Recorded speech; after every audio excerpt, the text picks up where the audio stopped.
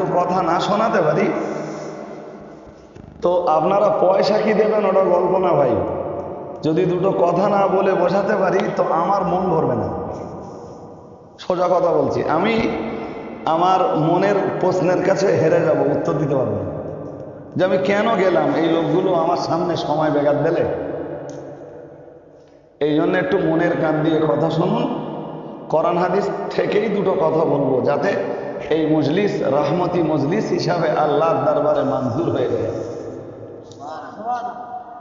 এবং একটু অর্ধেক রহমত আপনারা অংশীদার হতে পারেন।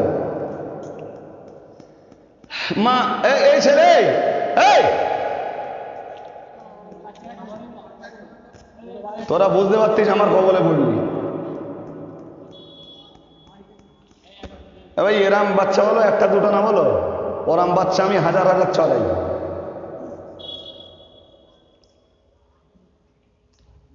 শুনুন, আমার খাদিজাতে 1000 মেয়ে পড়ে, আর সেই 1000 মেয়ের গার্জিয়ান আমি। 1000 মেয়ে কন্ট্রোল করা অত সহজ নয়। তাদের প্রতিদিনের খাওয়া, তাদের লেখাপড়া, তাদের কৃষ্টি কালচার, তাদের তাহাদ্দিব তামাদ্দুন। আমি আমিনপুরে চাকরি করি, সরকারি চাকরি, সেখানে 1200 ছেলে মেয়ে আছে। একটা দুটো বাচ্চা চড়াইনি আমি। ছেলেদের দুটো মাদ্রাসা খারিজি আমার দায়িত্বে চলে, মেয়েদের দুটো মাদ্রাসা চলে। এছাড়া আমিনপুরে যা করি ও গল্প আলাদা। বাচ্চাদের নীরব করুন, শান্ত রাখুন, আমার কথার দিকে মন দেন।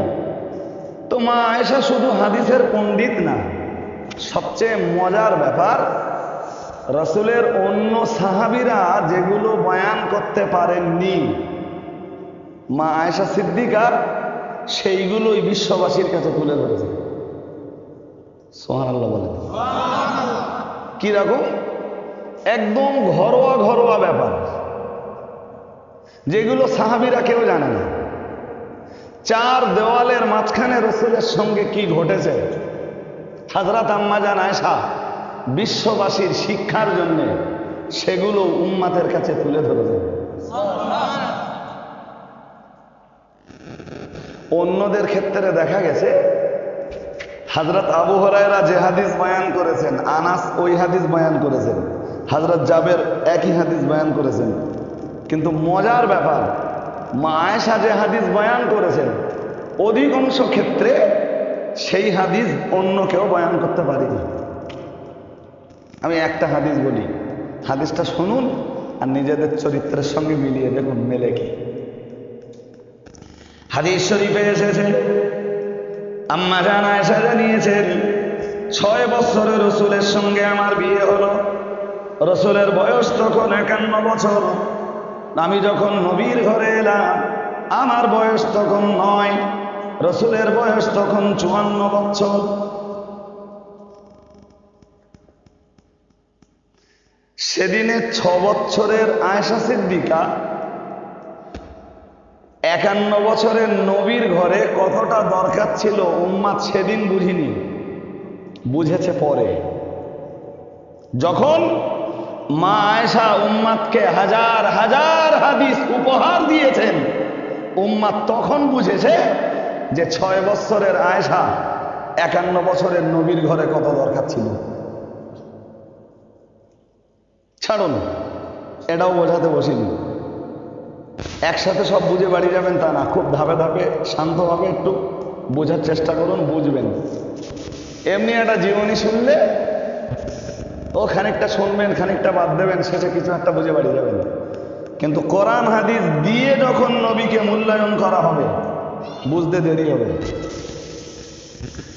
তো মা আয়েশা 9 বছরে রাসূলের ঘরে এলেন, আর যেই মা আয়েশার 18 বছর বয়স হলো, রাসূলের তখন 63। রাসূল আল্লাহর ডাকে সাড়া দিয়ে চলে গেলেন। 9 থেকে 18 রাসূলের সঙ্গে তার সংসার জীবনের বয়স মাত্র 9 বছর। খুব জোর করে টেনে টুনে আপনি বলতে পারেন 10 বছর। এই 10 বছরের সংসার জীবনের অনেক অভিজ্ঞতা মা আয়েশা বয়ান করেছেন, যার ভিতরের একটা হাদিস হলো আম্মা জান আয়েশার বর্ণনা, রাসূলের সঙ্গে আমার স্বামী আর স্ত্রীর সম্পর্ক।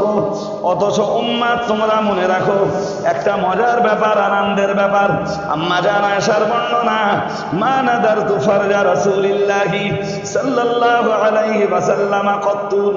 আল্লাহ পাকের রাসূলের বিবি আম্মা জান আয়েশা জানিয়েছেন, এই 9 বছরের ভিতরে আল্লাহ পাকের হাবিবি আমার নাভি থেকে নিয়ে হাঁটু পর্যন্ত এই অংশটার দিকে কোনোদিন দেখেননি।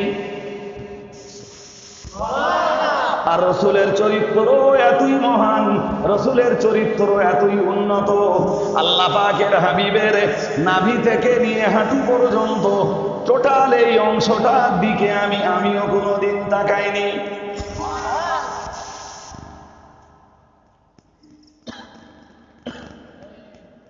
এটা রসুলের উন্নত চরিত্রের নমুনা তো? আরে হ্যাঁ না বলবেন তো? ঠিক তো?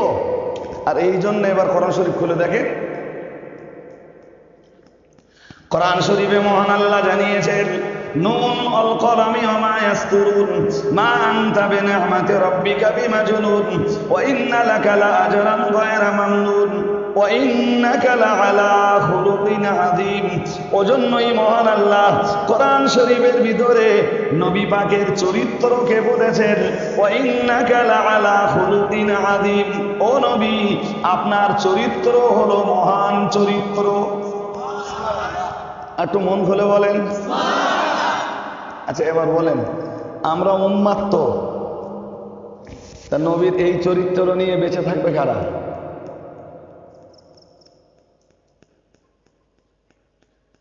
আমাদের চরিত্র কোথায়?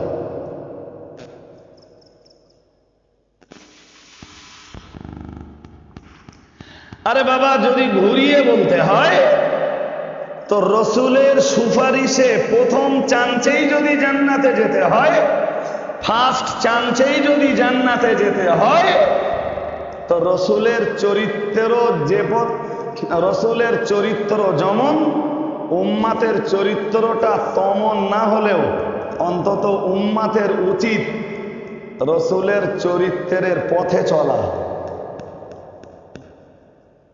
না ভুলে যাচ্ছে আমার। কিন্তু লজ্জার ব্যাপার, নবী দিবস পালন করার লোক পাওয়া যায়, দরুদ শরীফ পড়ার লোক পাওয়া যায়, রাসূলের প্রতি সালামের নাজরানা পেশ করার লোক পাওয়া যায়। এতে যে সওয়াব হবে না তা বলছি না, কিন্তু সালাম পড়বো আমরা, দরুদ শরীফ পড়বো আমরা। আর নবীর এই মহান চরিত্রগুলো ফুটিয়ে তুলবে কারা? আমাদের প্রতিবেশী হিন্দুরা।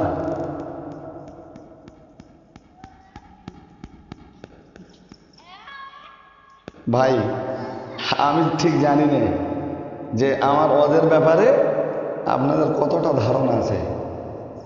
রসুলের একটা একটা করে যদি চরিত্র তুলে ধরা হয় তো প্রত্যেকটা ক্ষেত্রেই দেখব তিনি মহান।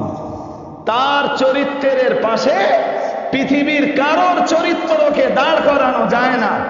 পৃথিবীতে চরিত্রবান যত মানুষ এসছেন, যত মানুষ আছেন, কিয়ামত পর্যন্ত যত মানুষ আসবেন, সবার চরিত্র যদি দাড়িপাল্লার একদিকে দেওয়া হয়, মুহাম্মদ সাল্লাল্লাহু আলাইহি ওয়াসাল্লামের চরিত্র দাড়িপাল্লার অন্যদিকে দিলে বিশ্বনবীর চরিত্রের পাল্লা ভারী হয়ে যায়। সুবহানাল্লাহ। আর একটু মন খুলে বলেন সুবহানাল্লাহ। আপনি বলুন কোন দিকটা নেবেন তার জীবনের। আমি আর একটা হাদিস বলি। রাসূলুল্লাহ মদিনায় যাওয়ার পরে অবস্থান নিয়েছেন হযরত আবু আইয়ুব আনসারীর বাড়ি। তিনি বিখ্যাত একজন আনসারী সাহাবী।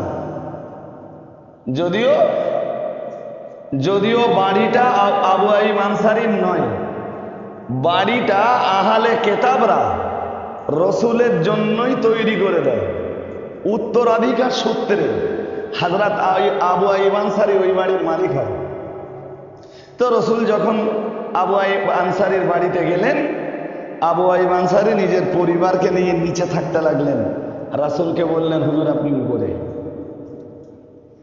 রসুলের সাহাবী তো কম না, সবাই দিদার করতে যায়, রসুলের সাথে দেখা করতে যায়। তো তার পরিবারের কষ্ট হবে না, হবে না? আরে বাবা, রসুল তো উপরে আর উনি নিজের পরিবারকে নিয়ে রয়েছেন নিচে, তো এই লোকজন সব রসুলের কাছে যাতায়াত করছে, তো কষ্ট হবে না? রসুল এই কষ্ট দেখে নিজে বুঝে ফেললেন। একদিন আবু আয়ুবকে ডেকে বললেন, আবু আয়ুব, আমি নিচে চলে যাই, আর তুমি একটা কাজ করো, তুমি ওপরে এসো।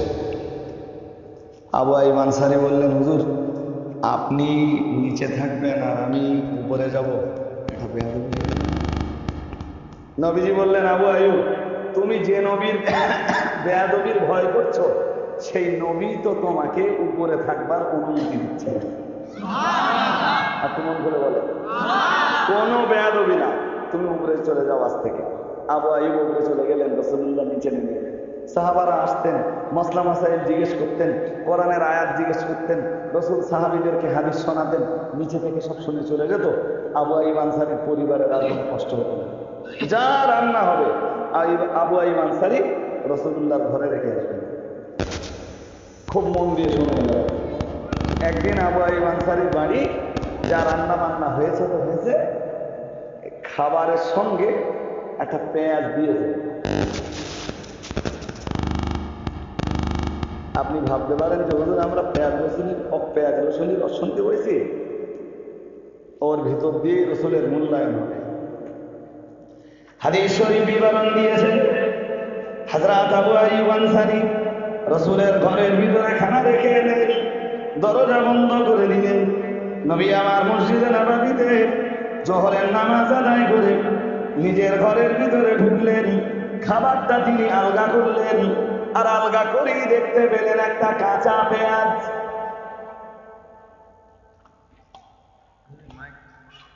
ও তো কাঁচা পেঁয়াজ দেখে রাসূলুল্লাহ যেভাবে আলগা করলেন ওইভাবেই ঢাকনা লাগিয়ে খাবার রেখে কাজে চলে গেলেন। দেখেন এর ভিতরে কিছু পাওয়া যায় কি? আবু আইয়ুব আনসারী রসুল না খাওয়া পর্যন্ত খেতেন না। নিয়ত দুটো। প্রথম নিয়ত, কিছু যদি রসুলের বাদ পড়ে তো বরকতের চিন্তায় রসুলের রেখে দেওয়া ওই খাবারগুলো তিনি খাবেন। সুবহানাল্লাহ, একটু মন খুলে বলেন। এই জন্যেই ইমানদারের এটো শেফা, হাদিসে এসেছে জি, যে ইমানদারের এটো রোগের নিরাময়। সুবহানাল্লাহ, একটু মন খুলে বলেন। ওই জন্যই ছোট ছোট বাচ্চা খাবার খাওয়া শিখলে বা পৃথিবীতে আসবার পরে কিচ্ছু না খেতে পারুক, একটু মিষ্টি দিলে তো খেতে পারবে। মধু, একটু মধু ওদের গালে দেওয়ার আগে একজন ইমানদারের লালা একটু ওতে মিশিয়ে নেন, এটাও হাদিস। না কিচ্ছু লাগবে না, আমার জন্য ব্যস্ত হতে হবে না। জি, এটাও হাদিস, অথচ আমরা এই হাদিস পালন করিনি। বাচ্চা খেতে শিখেছে, খাচ্ছে। জি, মদিনায় কোনো বাচ্চা হলে বাচ্চাটাকে রসুলের কাছে আনা হতো, রসুলুল্লাহ খেজুর চাবাতেন খুব সুন্দর করে, চাবিয়ে চাবিয়ে পুরো গালের ভিতরটা যখন লালায় ভর্তি হয়ে যেত, একটুখানি লালা এই আঙ্গুলে করে নিয়ে রসুলুল্লাহ এই ছোট ছোট বাচ্চাদের গালের ভিতরে ঢুকিয়ে দিতেন, দিয়ে বরকতের দোয়া করতেন, আল্লাহ তোমার নবীকে যেমন চরিত্র দিয়েছ, তোমার নবীর মুখের লালা যে বাচ্চাটির দেহে প্রবেশ করেছে তাকে তুমি ওই রকম উন্নত চরিত্র নসিব করে দেবে। নবী এখন দুনিয়ায় আছে, তাহলে এই কাঁধের লালা নিতে হবে বলেন দিন। আপনার পছন্দ মতো খুব পরেজগার একজন ব্যক্তিকে দিয়ে, এরা আরবিতে বলে তাহানি করানো, ইসলামে নেই। আজকে ছেলেপিলে ভাই এত উন্মত্ত কেন? জি, 12 বছর 13 বছর 14 বছর বয়স, মায়ের কথা নেয় না, বাপের কথা নেয় না, শরীয়তের অবাধ্য, নামাজের দাঁত ধারে না, গান শোনে। 18 বছর 20 বছর বয়স হতে না হতেই তাদের হাতে মদের বোতল, লটারির টিকিট, তারাই যায় জুয়ায়।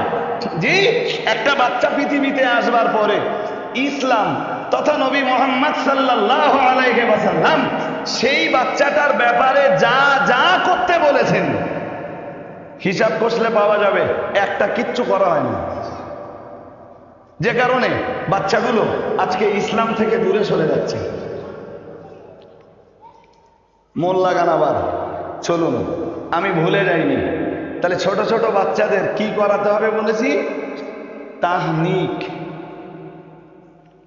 একদম ছিল না ভাই, আমি যখন ছোট তখন তাহনিকের প্রবণতাই দেখিনি। এই এলাকায় ওয়াজ করে করে এখন দেখি রবিবার রবিবার মাদ্রাসায় এক একটা করে বাচ্চা আনে, হুজুর একটু তাহনিক করে দেন। রসুলের সুন্নাতটা পালন করবে কারা? হাদিস বিবরণ দিয়েছে, আল্লাহ পাকের রাসূল জানিয়েছেন, মান তামাসসাকা বিসুন্নতি ইনদা ফাসাদি উম্মতি ফালাহু আজরু মিআতি শাহীদিন আও কামা ক্বালা আলাইহিস সালাম।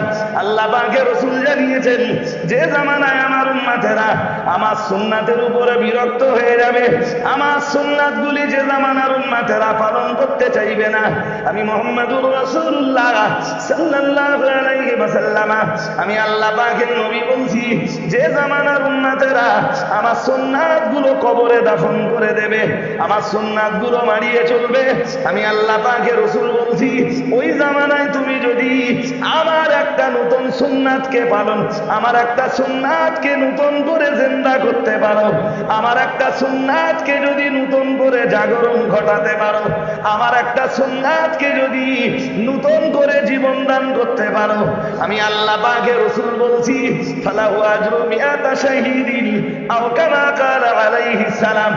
100 শহীদকে আল্লাহ যত সওয়াব দিয়েছেন, তোমার আমলনামাতেও আল্লাহ ততটা সওয়াব দেবেন। আর একটু মন খুলে বলেন, শোনো উম্মত, 100 তাজা জীবন যারা ইসলামের জন্য কোরবান করেছে, ওরা যত সওয়াব পাবে আল্লাহ তোমার আমলনামায় ততটা সওয়াব লিখে দেবেন। একটু মন খুলে বলেন। জি, কিচ্ছু করতে হবে না। আজকের ওয়াজের মজলিস থেকে যা যা শিক্ষা নেবেন, একটা শিক্ষা নিয়ে বাড়ি যান, যে বাচ্চা হলে তাদের তাহানিক করাবো। কতটা সওয়াব পাবেন? ওই 100 শহীদের। জি, বললে ভাই অনেক লম্বা হয়ে যাবে, থাক, শেষের দিকে যদি সুযোগ হয় আর একটু বলবো। আবু আইয়ুব আনসারী, মনে আছে না ভুলে গেছেন? যদি খাবার পাত্রে খাদ্য কিছু থাকে বরকতের জন্য খাবে, আর যদি না থাকে, যদি না থাকে তো বরকতের জন্য নবী যে পাত্রে খেয়েছেন সেই পাত্রে খাবেন। একটু খুশি হয়ে বলেন ভাই, নবীর পাত্রে খেলে বরকত হবে না? হবে না? ওতে নবীর এটু লেগে আছে না নেই? আছে। নবীর এই থুতুর বরকত জানেন? হয়তো শুনেছেন একটু অর্ধেক। তা আমি একটা তথ্য দেই, শুনুন। রাসূলের একজন বিখ্যাত সাহাবী হযরত কাতাদা ইবনে নুমান ওহদের যুদ্ধে চতুর্দিকে ঘোষণা হয়ে গেছে যে রাসূলুল্লাহ শহীদ হয়ে গেছে। ঘোষণা ইবলিসের, ঘোষণা কার? আর মুসলমানরা তা বিশ্বাসও করে নিয়েছে যে রাসূল আর নেই। অনেক শিক্ষার আছে ভাই। আমরাও এরকম মাঝে মাঝে গুজবে কান দেই, আর পরে বুঝতে পারি যে যেটা শুনেছিলুম ওটা সত্যি না, ওটা মিথ্যা। বুঝে দেখেন, ওদের যুদ্ধে ইবলিস ঘোষণা দিয়েছে, কত কুতিলা মুহাম্মাদুন, মুহাম্মদ সাল্লাল্লাহু আলাইহি ওয়াসাল্লামকে শহীদ করে দেওয়া হয়েছে। সাহাবারা একদম হাতা কাতা ছেড়ে দিয়েছে, যুদ্ধ আর করবো না। কার জন্য যুদ্ধ করছি? যার জন্য যুদ্ধ করব তিনি তো পৃথিবীতে বেঁচে নেই।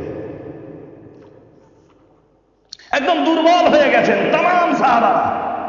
হযরত আলী এই অবস্থা দেখে সাহাবায়ে কেরামদের সামনে একটা উঁচু জায়গাতে দাঁড়িয়ে গেলেন, যে বললেন, শোনো, ধরেই নাও রাসূলুল্লাহ শহীদ হয়েছেন। তোমাদের কি মনে হয় যারা শহীদ করেছে রসুল যদি শহীদ হয়েও থাকেন তো লাশ তারা তোমাদেরকে নিতে দেবে? হযরত আলী বললেন, এখন তোমাদের দায়িত্ব, রাসূলকে হয় জিন্দা অথবা রাসূলের শহীদ হয়ে যাওয়া দেহ মোবারক খুঁজে বার করা, যত কষ্টই হোক খুঁজে বার করো। রসুলকে না পেলেও অন্তত রসুলের কবরটা জিয়ারত করতে পারলেও আমাদের কলিজা ঠান্ডা হবে। একটু মন খুলে বলেন এই ছোট ভাই ঘুম লাগতিস নাকি? এলাকার ভাই ঘুম ঘুম ভাব, হাঁটু ছেড়ে দেন, এবার ঘুম লাগবে।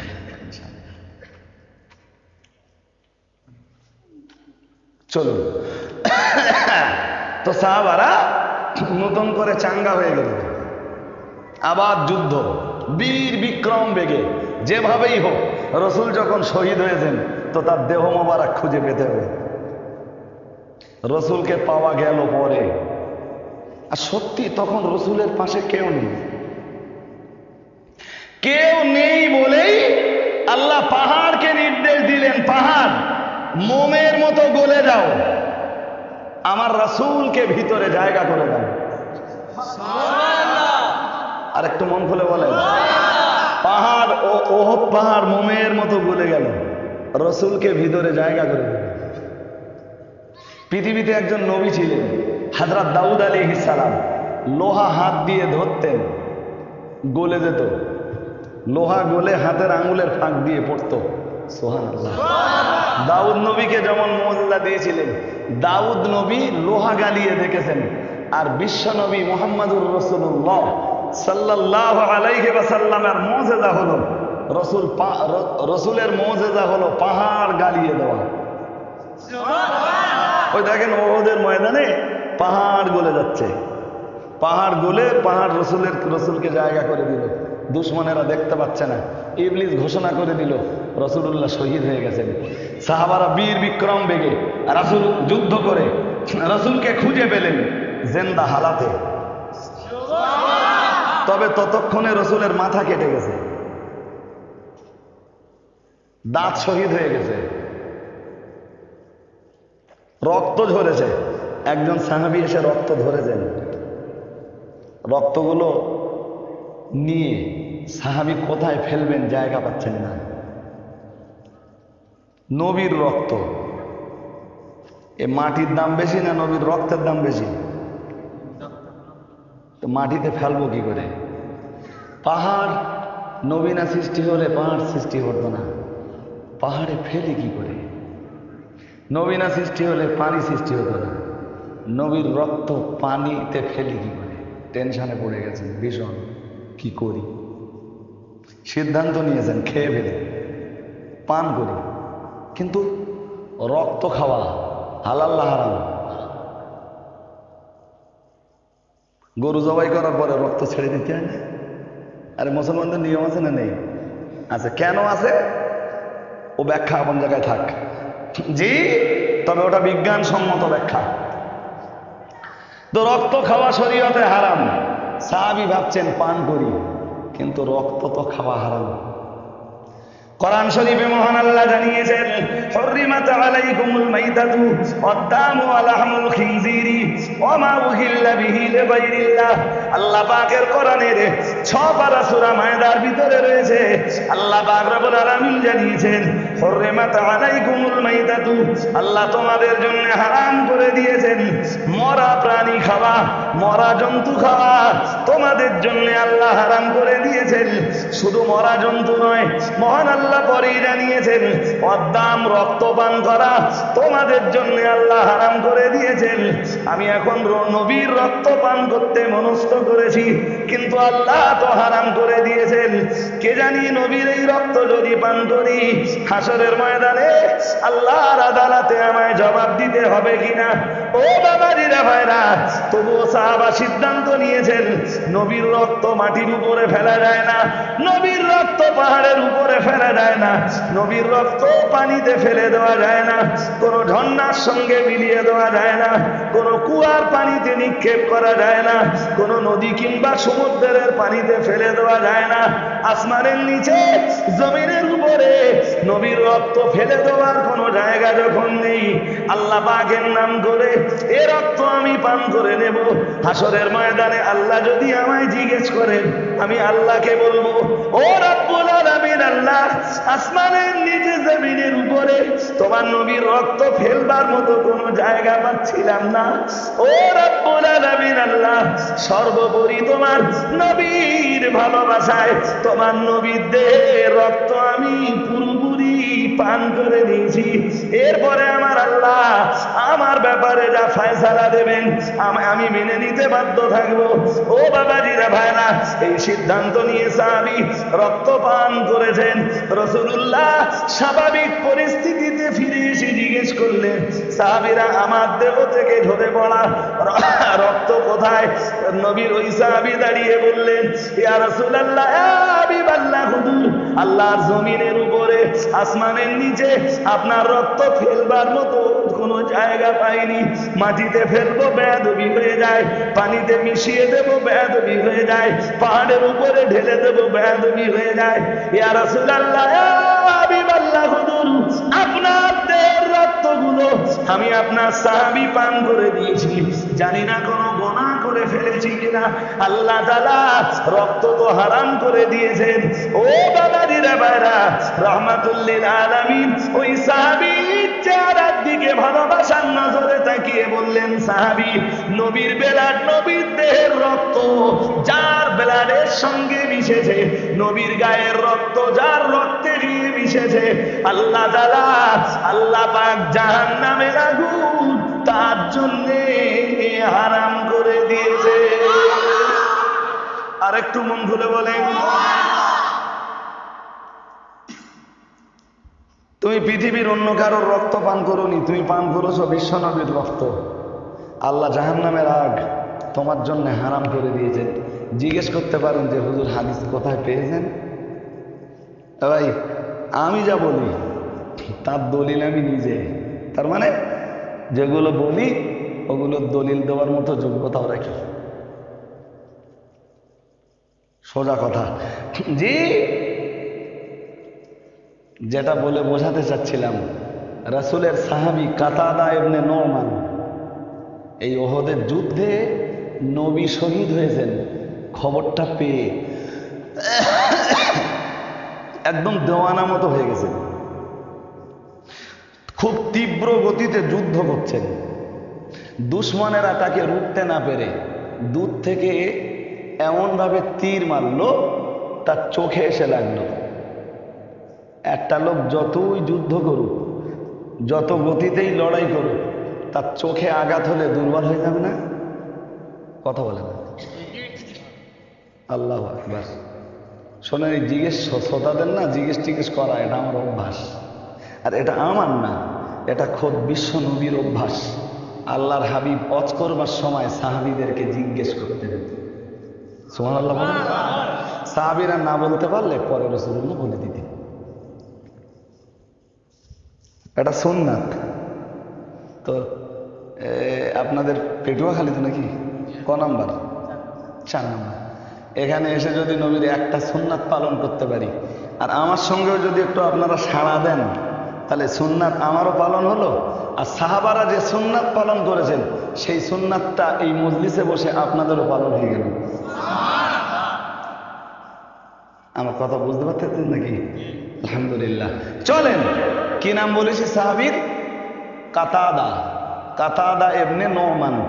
এত বড় মনে থাকবে না আপনাদের, কারণ শ্রোতাদের তো মোটামুটি জানি ভাই, আজকে যাওয়ার শুনবে, কালকে ভুলে যাবে। আর ওর যদি কোরআন হাদিসের হয় তো সে তো বেশিক্ষণ মোটেই দাঁড়াবে না। যদি ঘটনা হয় তবু খানিকক্ষণ দাঁড়াবে, আর যদি কোরআন হাদিসের ওয়াজ হয় এমনি সব ভুলে যাবে পরের দিন। আর আমার অভ্যাসও তাই ভাই, যা বলি কোরআন হাদিস দিয়ে বলি। চলুন, কাতাদা ইবনে নুমানের একটা চোখ উপড়ে গেছে। যত বড় শত্রু হোক, যদি চোখে আঘাত করা যায় সে দমন হয়ে যাবে। দুশমনেরা তাই ভাবলো, শত্রুরা তাই ভাবলো কাতাদা ইবনে নুমান খুব লড়তেছে, ওর চোখ উপড়ে দেয়। মারলো তীর, উপড়ে গেল চোখ। সাহাবী একদম দেরি না করে বুঝতে পেরেছেন চোখ উপড়ে গেছে, সাহাবারা যখন যুদ্ধ করতেন বাড়ি ফিরে আসার নিয়েতে কেউ লড়াই করতেন না। একটু মন খুলে বলেন। এবার এই জয় কেন হতো মুসলমানদের জানেন? জানবেন না? একটুখানি বলে দেই আপনাদের। এই তাম পৃথিবীটা পরিচালনা করেন আল্লাহর ফেরেশতারা। কারা? আল্লাহ সব দায়িত্ব দিয়ে রেখেছেন। পুকুরে যে মাছ থাকে, ও মাছ বলো এমনি এমনি জালে ওঠে না, সিপি ওঠে না, ওর পরিচালনার জন্য ফেরেশতা আছে। যুদ্ধের ময়দানে কাফেরদের মনের ভিতরে বিবি বাচ্চা, ছেলে মেয়ে, আত্মীয় স্বজন, নিজের জীবনের ভালোবাসা মনে করে দেয় ফেরেশতা। তুই মরে যাবি, তোর ছেলে আছে, মেয়ে আছে, যুদ্ধ করে মরিস নে, বাড়ি ফিরে যাবো বাচ্চার কাছে। আর ইমানদার যারা যুদ্ধে যায়, ফেরেশতাদের কাজ হলো তাদের মনের ভিতরে উদয় করে দেওয়া, শোন তোর ছেলে মেয়ে সব আছে, তুই যদি শহীদ হয়ে যাস তোর ছেলে মেয়ের লালন পালনের দায়িত্ব আল্লাহর কুদরতি কবজায়। আর তুই চোখ বন্ধ করলেই যুদ্ধের ময়দানে জান্নাত তোর নসিবে মঞ্জুর হয়ে যাবে। সাহাবীদের মনোবল বাড়িয়ে দেওয়া আর কাফেরদের মনোবল ভেঙে দেওয়া দায়িত্ব কাদের? জোর করে বলেন। আল্লাহর ফেরেশতাদের। আল্লাহ ডাইরেক্ট যুদ্ধের ময়দানে এসে করে? ফেরেশতা দিয়ে করায়। যাক ছাড়েন, এই বদর যুদ্ধে আল্লাহ 1000 ফেরেশতা পাঠিয়েছিলেন। ফেরেশতা দেখা যায়?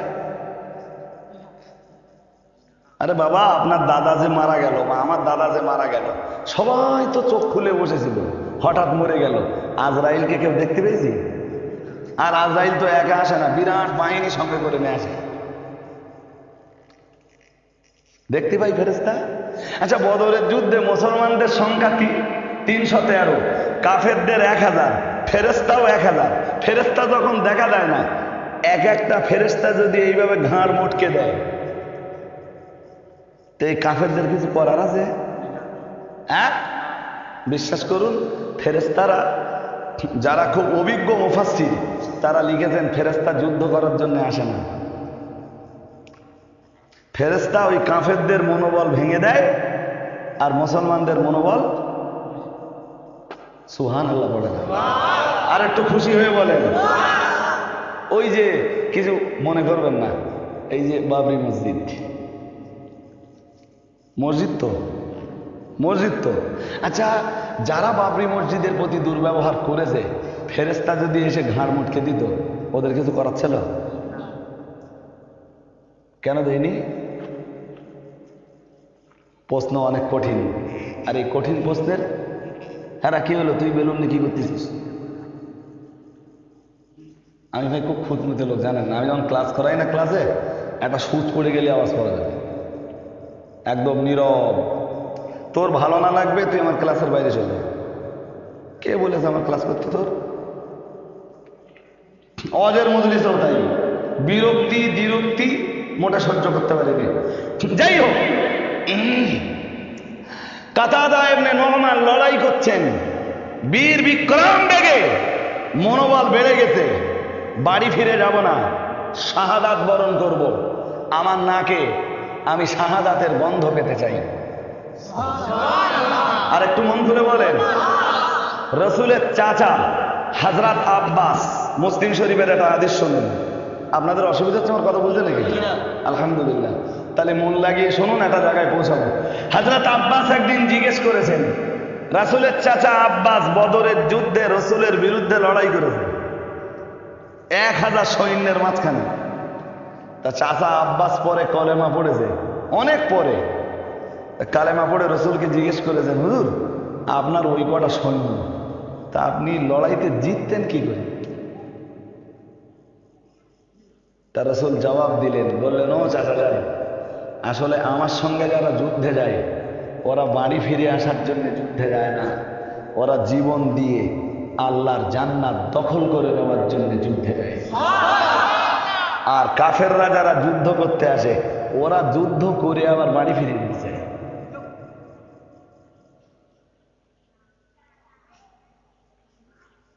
তা যুদ্ধও করবো আবার বাড়ি ফিরে যাব, ওতে জয় হয়? যেখানে দেখবে যে এবার মরার ফাঁদ তৈরি হয়েছে সেখানে থাকবে না, পিছিয়ে যাবে। আর সাহাবারা মৃত্যু ফাঁদ দেখতে পাচ্ছে তারপরও এগিয়ে যাচ্ছে। কাতাদা ইবনে নুমান তার কথা বলছিলাম, বলতে বলতে ইবনে আব্বাসের কথা বলছি। আব্দুল্লাহ ইবনে আব্বাস, হযরত আব্বাস রাদিয়াল্লাহু তাআলা রাসূলকে জিজ্ঞেস করলেন, হুজুর বদরের যুদ্ধে আগে বলেছিলাম ফেরেশতারা লড়াই করে না, লড়াই তখন করে যখন কেউ আর লড়াই করার মতো না থাকে। হযরত আব্বাস বলছেন, হুজুর আমি বদরের যুদ্ধে আছি, আমি দেখছি আমার সামনে একটা কাফের চলছে, খুব মন দিয়ে শুনুন, মুসলিমের হাদিসে এসছে, সহিহ মুসলিম। জি, তো হুজুর মুসলমানদের কেউ নেই, কিন্তু একটা আওয়াজ শুনতে পাচ্ছি আমার কানে, কে যেন বলছে, ও কুদুম ইয়া হাইজুম, হে হাইজুম এগিয়ে চলো। হুজুর আমার সামনে কেউ কোনো মুসলিম নেই, একটা কাফের হেঁটে যাচ্ছে, হঠাৎ দেখি তার ধড় কল্লা আলাদা হয়ে যাচ্ছে। সুবহানাল্লাহ বলেন। আমার কথা কি বুঝতে অসুবিধা হচ্ছে নাকি? আল্লাহু আকবার, সবাই বলেন আল্লাহু আকবার। হযরত রাসূলের চাচা আব্বাস বলছেন, আমি দেখছি কোনো মুসলমান নেই, তাহলে কাফেরের মুন্ডু আলাদা করলো কে? আর হুজুর ওই উকদুম ইয়া হাইজুম, হাইজুম তুমি এগিয়ে চলো, আওয়াজটা আশপাশে কেউ নেই, কার আওয়াজ শুনছিলাম? আল্লাহ পাকের রাসূল বললেন, ও চাচা যান শুনুন, বদর যুদ্ধে মুসলমানদের সাহায্য করবার জন্য আল্লাহ 1000 ফেরেশতা পাঠিয়েছিলেন, আর ওই 1000 ফেরেশতার লিডার ছিলেন ফেরেশতা জিবরাইল। জিবরাইলের ঘোড়ার নাম হলো হাইজুম। হাইজুম নামীয় ঘোড়ার পিঠে ফেরেশতা জিবরাইল লড়াই করতে নেমেছিলেন।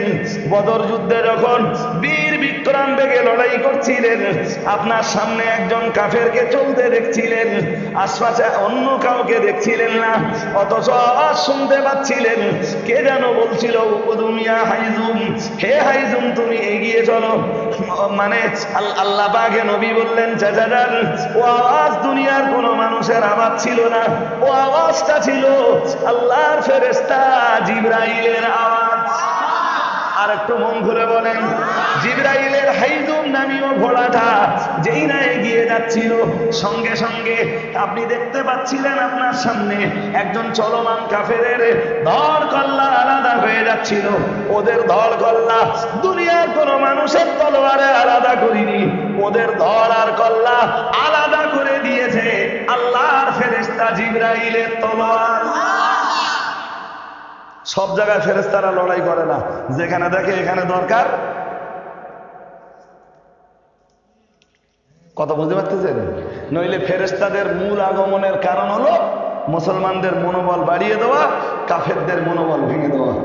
যাক, কি বলছিলাম, কাতাদা ইবনে নুমানের চোখ উবড়ে গেছে, মনোবল হারায়নি। আমাদের যদি চোখিয়াটাকে আঙুল দিয়ে গুঁতো দেয়, চোখ ধরে বসে যাবো তো? কথা বলে না, যাব না? চোখ উবড়ে গেছে, ডান হাতে তলোয়ার, বাম হাতে ঢাল, ঢালটা রেখে উবড়ে যাওয়া চোখটা তুলে নিয়েছেন, পরে যদি কাঁধে টাঁধে লাগে।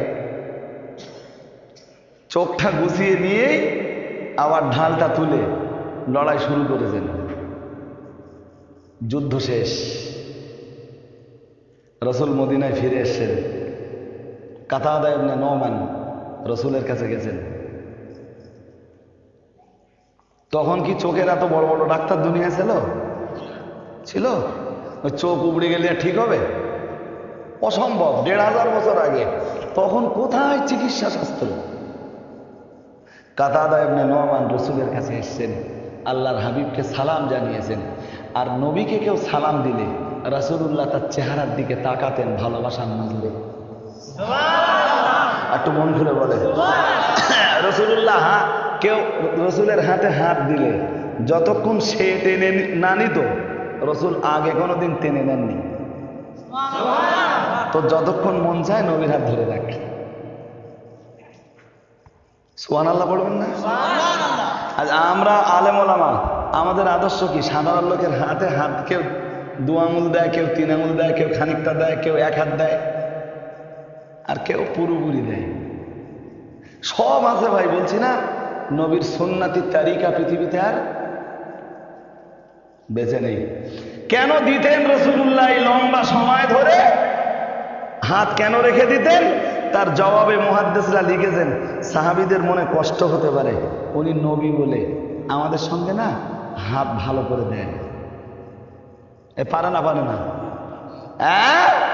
বিশ্ব নবী, অথচ যুদ্ধের ময়দানে মুসলমানদের ঘোড়ার সংখ্যা কম, কখনো রাসূলুল্লাহ উটের সংখ্যা ঘোড়ার সংখ্যা কম, কখনো রাসূলুল্লাহ নিজে ঘোড়া থেকে নেমে নিজে হেঁটে যুদ্ধ করছেন আর সাহাবীদেরকে নিজের উটের উপরে ঘোড়ার উপরে চাপিয়ে দিয়েছেন।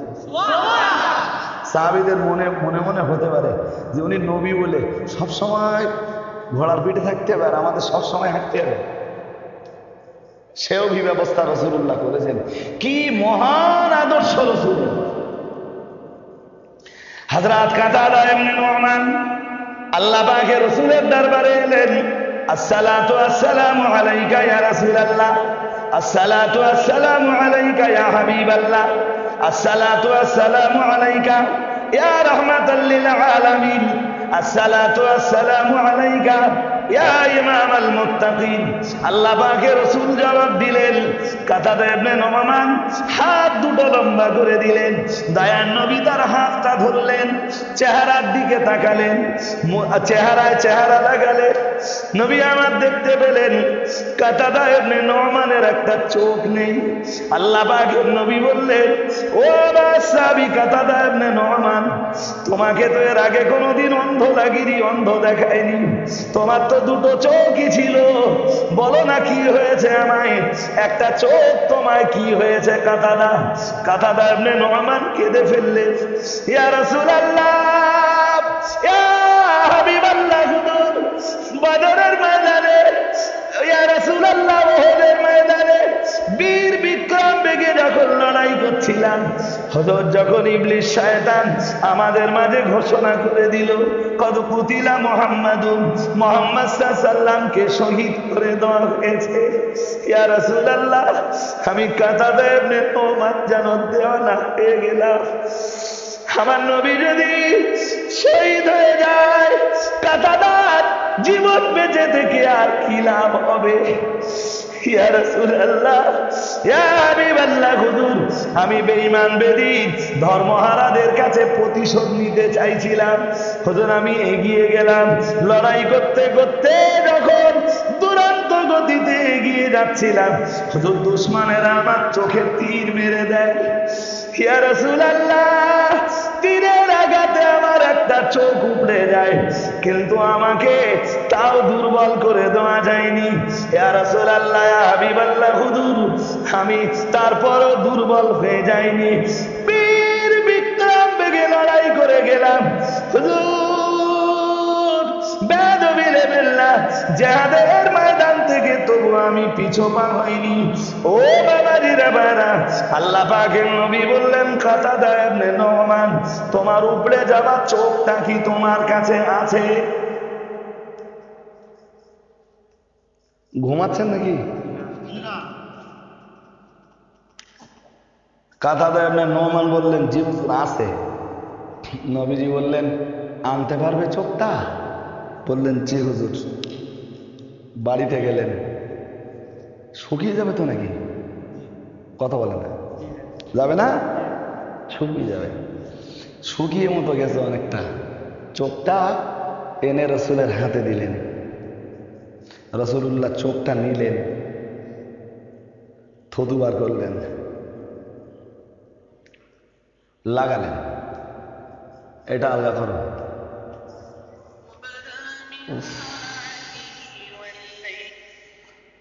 এটা আলগা করো।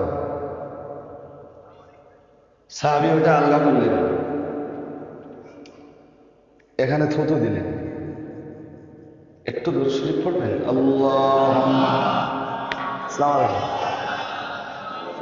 বরাবর পেটুয়া খালি না নেস্টে যায়।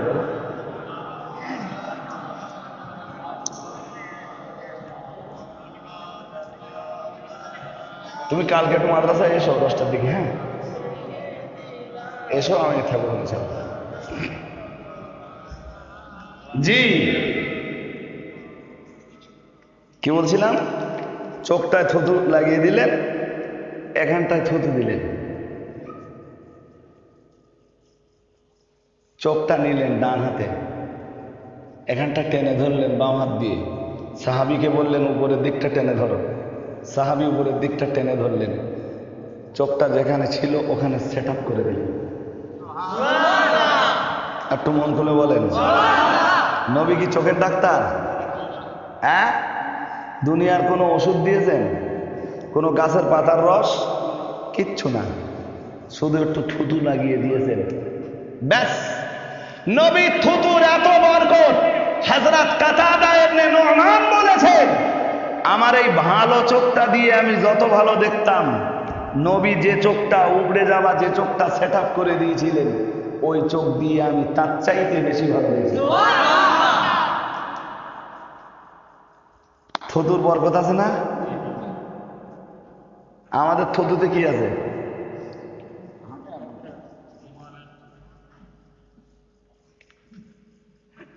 আল্লাহু আকবার। এ তো থুতুর বরকত নিয়ে ওয়াজ করতে গেলে প্রচুর ওয়াজ, প্রচুর। যদি হাদিসের বাইরেও না যাই, কোরআন হাদিসের বাইরেও না যাই, তবু বিপুল ওয়াজ। হযরত জাবের খন্দকের যুদ্ধে দেখেছেন রসুলের পেটে কিচ্ছু নেই, উফ, পাথর বাঁধা। কি বাঁধা? তো নবী খাচ্ছেন, নবীর পেটে কিছু নেই, মানে সাহাবীদের আছে? জোর করে বলেন, আছে? নেই। সাহাবারা কেউ সুদ খাচ্ছে? আমাদের অত কষ্ট আছে যে পেটে বাঁধন বেঁধেছি, আমরা সুদ খাচ্ছি?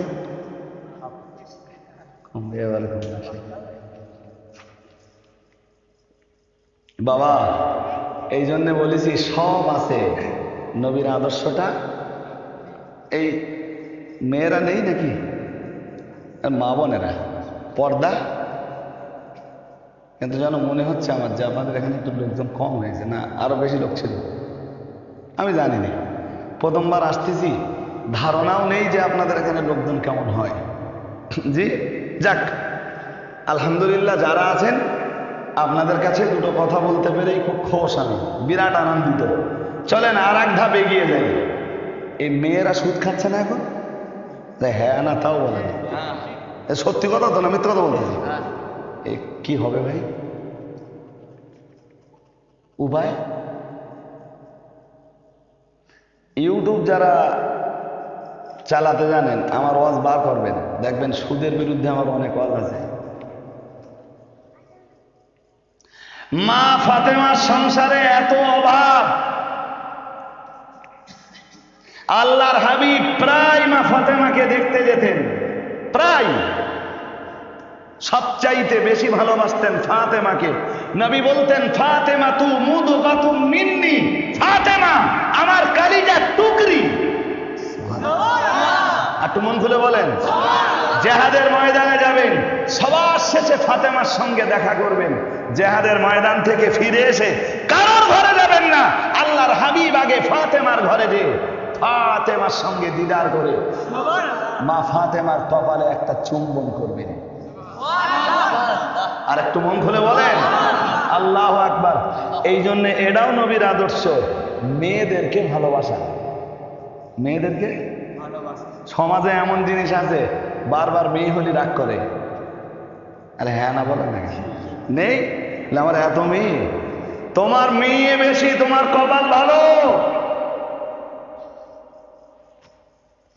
তুমি মেয়েগুলোকে লালন পালন করে, তাদেরকে কোরআন দিয়ে, সুন্নাত দিয়ে, ইসলাম দিয়ে, ইসলামের উপরে প্রতিষ্ঠিত করে, পর্দা পুশিদায় রেখে, তাদেরকে একটা নামাজি আল্লাহওয়ালা ধার্মিক ছেলে দেখে বিয়ে দাও। নবীজি বলেছেন, যার এরকম দুটো মেয়ে আছে, তাদেরকে আদব দিয়েছে, শিষ্টাচার দিয়েছে, পর্দা দিতে পেরেছে, ইসলাম দিতে পেরেছে, ভালো জায়গায় বিয়ে দিতে পেরেছে, প্রিয় রাসূল বলেছেন, ওয়াজাবাত লাহুল জান্নাহ, আল্লাহর জান্নাত তার জন্য লাজিম হয়ে গেছে। একটু মন খুলে বলবেন না? কয়টা মেয়ে? 5টা ছেলে যদি আপনি আলেম বানান, তাও নবীর জবানের সরাসরি জান্নাতের কোনো ঘোষণা। হাসরের ময়দানে নূরের টুপি পাওয়া যাবে, ওটা আছে। একটাও হাদিস দেখাতে পারবেন না যে হাদিসে রাসূল বলেছেন তোমার 2টো ছেলে, 2টোরে আলেম বানাও, আল্লাহর দ্বীনের রাস্তায় লাগিয়ে দাও, আল্লাহর জান্নাত তোমার জন্য ওয়াজিব হয়ে যাবে। একটাও হাদিস নেই।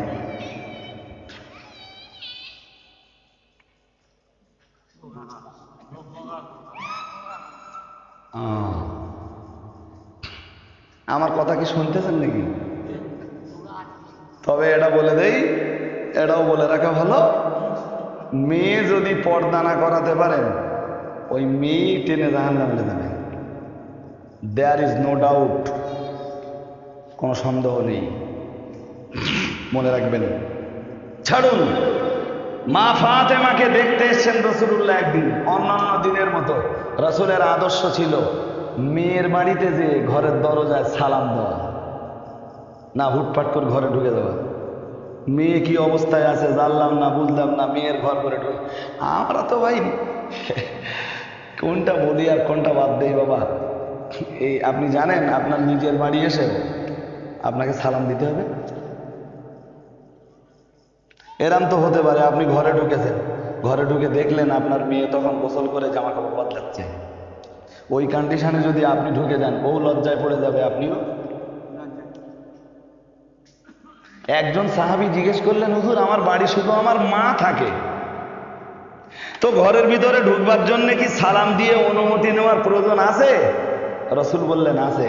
আতুহিব্বু আন তারাহা ওরিয়ানাতান, তুমি কি চাও তোমার মাকে উলঙ্গ অবস্থায় দেখতে? এটা তো হতে পারে তুমি বাড়িতে ঢুকেছো, তোমার মা তখন ঘরের ভিতরে জামা কাপড় বদলাচ্ছেন, তোমার মায়ের নগ্ন চেহারা তোমার কি ভালো লাগে? সাহাবী বললেন কাল লা, নবী বললেন ফাসাল্লিম আলাইহা, তাকে সালাম দাও, ফাস্তাযিন, তারপরে ঘরে ঢুকবার জন্য অনুমতি চাও। সুবহানাল্লাহ। আর একটু মন খুলে বলেন সুবহানাল্লাহ। এসব কিছু আছে? হ্যাঁ না কিছু বলেন। আমরা সালাম কালাম, স্ত্রীদের যদি আজকেই বাড়ি দিয়ে আপনি সালাম দেন, প্রথমবার গিন্নি দেন, ও অন্য কিছু ভেবে বসবে নাকি? বড় হুজুর হয়ে গেল, বাড়ি এটা সালাম দিচ্ছে, এটা সুন্নাত। এটা এই যে হুজুর আসলে সব দেখে সালাম করতেছেন, মুসাফা করতেছেন, বাপের করা হয় কেন? বাপ কি মুসলমানের বাইরে? বড় ভাই কথা বলে না, আরো যা গালাগালি, ভাই ভাই, ছি লজ্জা, সেসব কান দেওয়া যাবে না। আল্লাহ ক্ষমা করে দেন আমাদেরকে, বলেন আমিন। আরো একবার বলেন আমিন। সাহাবীরা বয়ান করেছেন নবীর আদর্শ এত উন্নত ছিল, আল্লাহর হাবিব তামাম জিন্দেগিতে কোন দিন কাউকে গালিগালাজ করেননি। সুবহানাল্লাহ। একটু মন খুলে বলেন লাম ইয়াকুর রাসূলুল্লাহি সাব্বাবান ওয়ালা লাআনান ওয়ালা ফাহিশান ওয়ালা মুতাফাহিশান। সুবহানাল্লাহ। সুবহানাল্লাহ। নবী কারোর জন্য বদদোয়া দেয়নি, কারোর জন্য, এ কথা ঠিক? আচ্ছা একটু মনে রাখেন, যদি ধৈর্য থাকে শেষের দিকে আর একটু বলবো, নইলে এদিক তো সব হারিয়ে যাবে। বিশ্বনবী কার বাড়ি এসেছেন? সালাম দিয়েছেন। মা ফাতেমা ঘরের ভিতরে দরজা বন্ধ করা, দরজা বন্ধ ঘরের ভিতর থেকে মা ফাতেমা সালামের জবাব দিয়েছে। ও বাবাজিরা ভাইরা, মা ফাতেমা ঘরের দরজা খোলেন না, বুঝতে পেরেছেন বিশ্বনবী আমার ঘরের দরজায় দাঁড়িয়ে, নবী আমার সালাম দিয়েছেন, মা ফাতেমা ঘরের দরজা খোলেন না। ও বাবাজিরা ভাইরা, বেশ খানিকটা বিলম্ব হয়ে গেল। নবী আমার ফাতেমাকে ডেকে বললেন, মা, ও আমার বেটি ফাতেমা, যতবার তোমার ঘরের দরজায় আসি মা, তোমার ঘরের দরজায় দাঁড়িয়ে সালাম জানাই, মা তুমি আমার সালামের জবাব দিয়ে বিশ্বনবীর কণ্ঠের আওয়াজটা বুঝতে পেরে অমনি তুমি ঘরের দরজাটা খুলে দাও মা। আজকে কি হয়েছে মা, তুমি আমার জন্য ঘরের দরজাটা খুললে না মা? তোমার নবী তোমার ঘরের দরজায় দাঁড়িয়ে রয়েছেন, এটা কি তুমি বুঝতে পারোনি মা? মা ফাতেমার চোখ দিয়ে টপ টপ করে পানি গড়িয়ে পড়ছে। ইয়া রাসূলুল্লাহ, যতবার আমার বাড়ি এসেছেন ইয়া রাসূলুল্লাহ, সালাম জানিয়েছেন, আপনার কণ্ঠের আওয়াজটা শুনে আমি ফাতেমা অমনি দরজা খুলে দেই। ইয়া রাসূলুল্লাহ, আজও আপনি আমার ঘরের দরজায় দাঁড়িয়ে যেই না সালাম দিয়েছেন হুজুর, সঙ্গে সঙ্গে আপনি বিশ্ব নবী এটা আমি বুঝতে পেরেছি হুজুর, এটা আমার বুঝতে বাকি ছিল না। ইয়া রাসূলুল্লাহ, ঘরের দরজার বাইরে দাঁড়িয়ে রয়েছে, আমি ফাতেমা হয়তো বেয়াদবি করে ফেলেছি, কিন্তু ঘরের ভিতরে আমার এমন কন্ডিশন হুজুর, এমন একটা কাপড় পরে ঘরের ভিতরে আছি। ইয়া রাসূলুল্লাহ, ওই কাপড়টা দিয়ে যদি মাথার দিকে ঢাকি তাহলে আমার কোমরের নিচের দিকটা আলগা হয়ে যায়। ইয়া রাসূলুল্লাহ, এত সংকীর্ণ একটা কাপড় পরে রয়েছি, পায়ের দিকে যদি টেনে দেই মাথার দিকটা আলগা হয়ে যায়, মাথার দিকটা যদি টেনে দেই হুজুর পায়ের দিকটা আলগা হয়ে যায়। মা ফাতেমা বলছিলেন আর চোখ দুটো দিয়ে টাপ টাপ করে পানি গড়িয়ে পড়ছিল। রাহমাতুল লিল আলামিন বিশ্ব নবী চোখ দুটো দিয়ে টাপ টাপ টাপ টাপ করে পানি গড়িয়ে পড়ছিল। নবী আমার দেরি না করে নিজের গায়ের চাদরটা জানালা দিয়ে ঘরের ভিতরে ফেলে দিলেন। ও আমার বেটি ফাতেমা, কেঁদো না মা, কেঁদো না। দুনিয়ার এই সামান্য কটা দিনের কষ্ট একটি সহ্য করলে আল্লাহ তাআলা তার দয়ার জান্নাতের পোশাক তোমার নসিবে মঞ্জুর করে নেবেন।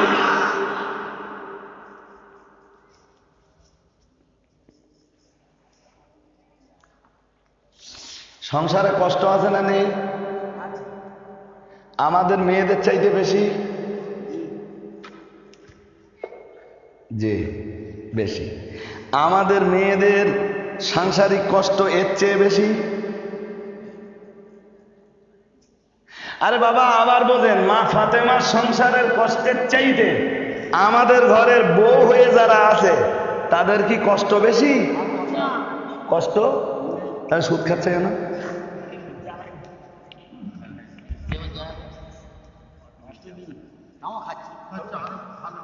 আরো ও তা খেয়ে যাক, দেখি লাভ কতটা হয়। তবে একটা আয়াত শুনবেন আপনারা? না বলবো না, এই সবাই যদি বলেন তাহলে বলবো। শুনবেন বলতেছে, কোরআন শরীফের 16 পারায় আয়াতটা আছে। কোথায় আছে আমার জিজ্ঞেস করলে আমি হাফেজ নাই।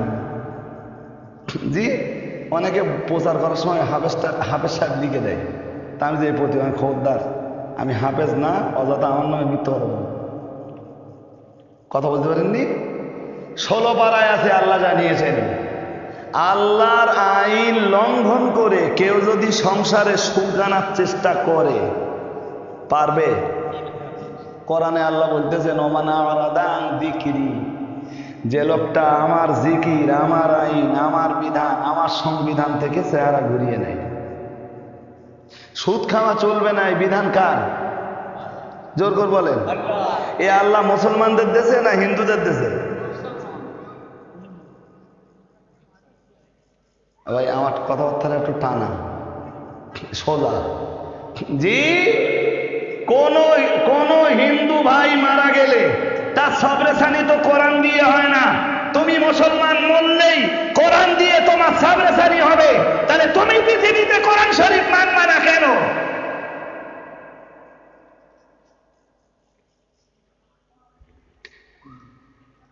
এটা কেন আমরা বুঝিনি যে আমরা ইমানদার বলেই আল্লাহ আমাদের ইমানের দাবির ভিত্তিতেই আল্লাহ বিধান দিয়েছেন তোমাদের সুদ খাওয়া চলবে না, তোমাদের ইমান আছে। কোরআন শরীফ খুলে দেখুন, তাই রয়েছে। ইয়া আইয়ুহাল্লাযীনা আমানুত্তাকুল্লাহ, হে দুনিয়ার ঈমানওয়ালা মানুষের দল, তোমরা আল্লাহকে ভয় করো। ওয়াযারু মা বাকিয়া মিনার রিবা, পরিমহান আল্লাহ জানিয়েছেন, তোমরা যারা ঈমান এনেছো, পরকালকে যারা বিশ্বাস করেছো, জান্নাতকে যারা বিশ্বাস করেছো, জাহান্নামকে যারা বিশ্বাস করেছো, এবারে তোমাদের জন্য বিধান ওয়াযারু মা বাকিয়া মিনার রিবা, সুদ খাওয়া তোমরা বন্ধ করো। ইন কুনতুম মুমিনিন, তোমাদের ভিতরে যদি ঈমান থাকে, ঈমানদার যদি তোমরা হও, তাহলে সুদ খাওয়া তোমরা বন্ধ করো। ও বাবাজিরা ভাইরা, তবে মুসলমান মনে রাখুন, আল্লাহ পাক পরের আয়াতে জানিয়েছেন, ফাইল্লাম তাফআলু, সুদের বিরুদ্ধে আমি আল্লাহ এত আয়াত নাযিল করার পরেও কোরআন শরীফের 3 পারা সূরা বাকারা 200